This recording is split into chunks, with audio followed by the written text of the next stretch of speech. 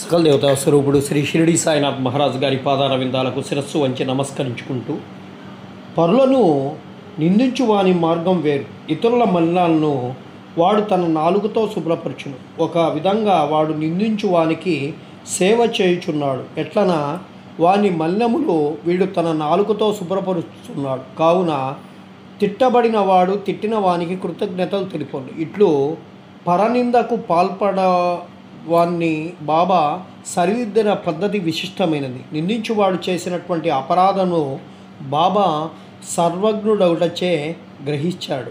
మిట్ట మధ్యాహ్నము బాబా లెండి తోటకు పోవునప్పుడు ఆ నిందించువాడు బాబా దర్శనానికి వస్తారు. బాబా వానికి ఒక పందిని చూపి ఇట్లా అంటారు, చూడుము, ఈ పంది అమేధ్యమును ఎంతగా రుచిగా తినుచున్నదో నీ స్వభావం కూడా అట్టిదే. ఎంత ఆనందముగా నీ సాటి సోదరుని తిట్టుచున్నావు. ఎంతయో పుణ్యము చేస్తే కానీ నీకు ఈ మానవ జన్మ లభించలేదు. ఇట్లు చేసినచో షిరిడి దర్శనము నీకు తోడ్పడునా.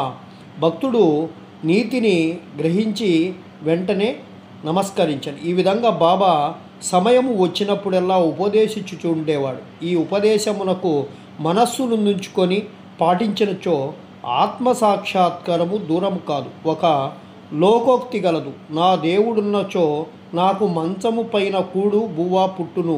ఇది భోజనము వస్త్రాలను గురించి చెప్పినది. ఎవరైతే దీన్ని ఆధ్యాత్మిక విషయమై నమ్ముకొని ఊరుకున్నచో చెడిపోయేదురు. ఆత్మసాక్షాత్కారమునకై సాధ్యమైనంత పాటుపడవలను. ఎంత కృషి చేసినచో అంత మేలు. బాబా తాను సర్వాంతర్యామినని చెప్పేవారు. అన్నిటి యందు అనగా భూమి, గాలి, దేశము, ప్రపంచము, వెలుతురు, స్వర్గములందు వారు కలరు. ఆయన అనంతుడు. ఆ కనిపించే 3.5 మూరల దేహమే బాబాయ్ అని అనుకున్న వారికి పాఠము చెప్పుటకే వారు ఈ రూపమును అవతారమెత్తిరి.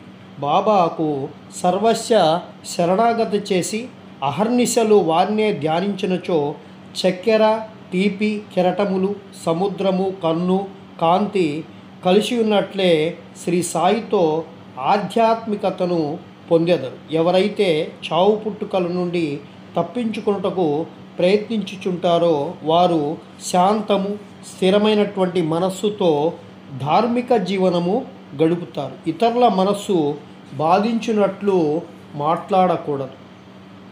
వేలోనరించు పనులనే చేయవలను. తన కర్తవ్య కర్మలను ఆచరించుచు భగవంతునికి సర్వస్వ శరణాగతి చేయవలను.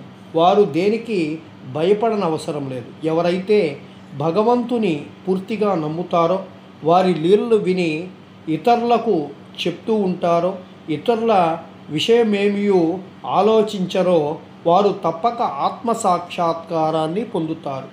అనేక మంది బాబా తన నామమును జ్ఞప్తి ఎంచుకొని శరణు వేడుతూ ఉంటారు.